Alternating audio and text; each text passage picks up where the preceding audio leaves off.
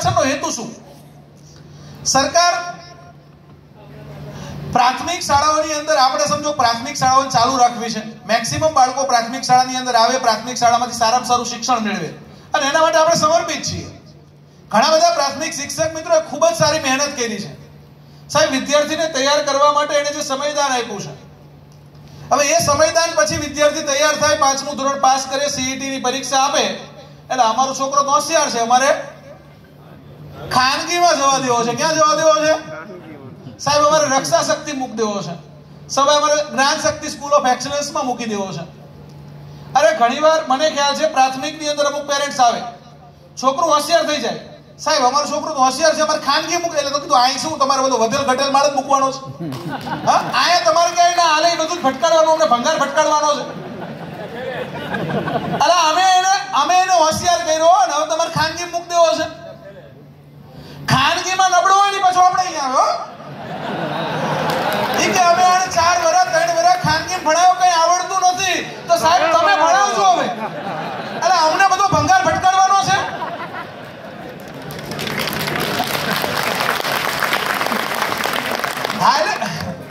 હમણાં એક રત્ન કલાકારને નોકરી મળી. રત્ન કલાકાર એટલે કે નોકરી પહેલા નહીં મળી હોય કદાચ, હમણાં એને પરીક્ષા પાસ કરીને નોકરી મળી. એટલે એને કોઈને પૂછ્યું કે ભાઈ હમણાં શું કરે છે? એ કે પહેલા હીરા ઘસતો હતો, હવે શાળામાં જઈને હીરા ઘસું છું. એટલે આપણે શાળાની અંદર શું કરીએ છીએ? હીરા જ ઘસીએ છીએ ને. બાળકોના ઉત્માંશોનું આવિષ્કરણ કરીએ છીએ, એક શિક્ષક જ કરી શકે.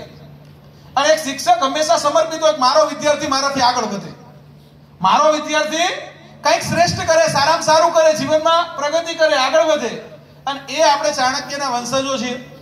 અને આપણી માંગણી હંમેશા સરકારની અંદર એ જ રહેતી હોય છે કે જે બંધારણીય હોય છે. આપણે કોઈ ગેરબંધારણીય માંગણી ક્યારેય મૂકી જ નથી. તમે આપણી શાળાઓને આપણે બચાવવી પડશે, આપણું મહેકમ આપણે બચાવવું પડશે, આપણી માંગણી આપણે જ મૂકવી પડશે. એટલે આપણી માંગણી મૂકવા માટેનો મંચ એટલે ઉચ્ચ પ્રાથમિક શિક્ષણ એકતા મંચ, ઉચ્ચ પ્રાથમિક શિક્ષક એકતા મંચ. એકતા, united we stand, divided we fall, આવું અંગ્રેજીમાં એક પ્રોવર્બ છે. જો આપણે ભેગા હશું, અત્યાર સુધી આપણે ભેગા થયા હોત ને તો ઘણા બધા પ્રશ્નો આપણા ઉકેલાઈ ગયા હોત. પણ કદાચ સમય શક્તિ નહીં હોય આપણો એ વખતે સમય, પણ હવે સમય છે. અને તમને હું કહી દઉં છું, જો તમારે શિક્ષકને શિક્ષક રહેવું હોય તો ના મતતા, બાકી શિક્ષકમાંથી તમારા માટે તક છે. એઆઈ બનવું છે, ટીપીઓ બનવું છે, જીએસ ક્લાસ 2 બનવું છે, ડીઓડીપીઓ બનવું છે, તો અત્યારે આપણે રજૂઆત આપવી પડશે. બાકી પછી તમારી પાસે એવા ઓપ્શન નથી. અને ક્યાંય ઓપ્શન ના રહે પછી કે લો હવે તમે લઈ લો. હમણાં એવો એક ઓપ્શન આવ્યો, ખબર છે? હજી નથી આવ્યો પણ હવે આવી જશે. એ આવી જાય એટલે એની વિસ્તારથી ચર્ચા કરશું. પણ ક્યાંય જરૂર હોય તો આપણો પ્રાથમિક શિક્ષક એને આનત પાડી.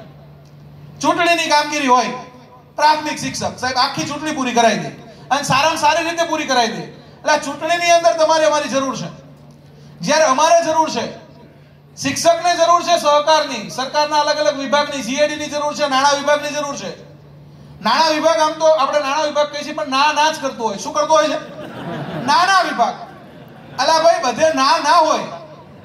એને કાયમ ચિંતા હોય કે આમાં આર્થિક બર્ડન હોય. એટલે બર્ડન ક્યાંથી વધી જાય? શિક્ષક છે એ 10 વર્ષની, 12 વર્ષની, 15 વર્ષની નોકરી પછી એઈઆઈ બને. હવે 15 વર્ષની નોકરી પછી એઈઆઈ ના પગાર કરતા તો વધારે પગાર લે જ છે. અને એ એઈઆઈ બનીને આવે તમારે ક્યાં બર્ડન વધે છે? તો તમે ફિક્સ પગારની વાતો કરો છો. અને શિક્ષક 20 વર્ષની નોકરી કર્યા પછી તમે એને સમજો તક ના આપો. હવે ઓલરેડી પગાર ધોરણ તો મેળવે જ છે, પણ એને એવું હોય ને જીવનમાં કંઈક વર્ક સેટિસ્ફેક્શન હોય, એને કંઈક એવું હોય કે મારું કંઈક સ્ટેટસ સમાજની અંદર હોય કે ભાઈ મેં આ પરીક્ષા પાસ કરી છે, આ પરીક્ષા પાસ કરીને હું આ જગ્યાએ કામ કરું છું. અને એ આપણામાંથી જ હોય. તમારામાંથી ઘણા બધા મિત્રો તૈયારી કરતા છે. કેટલા મિત્રો તૈયારી કરે છે? હવે આ મિત્રો તૈયારી કરે એમનો શું વાંક? એમને તૈયારી કરી અને હવે એમને પરીક્ષા ના આપવા મળે એ મુદ્દો અગત્યનો છે. 4200 નો મુદ્દો અગત્યનો છે.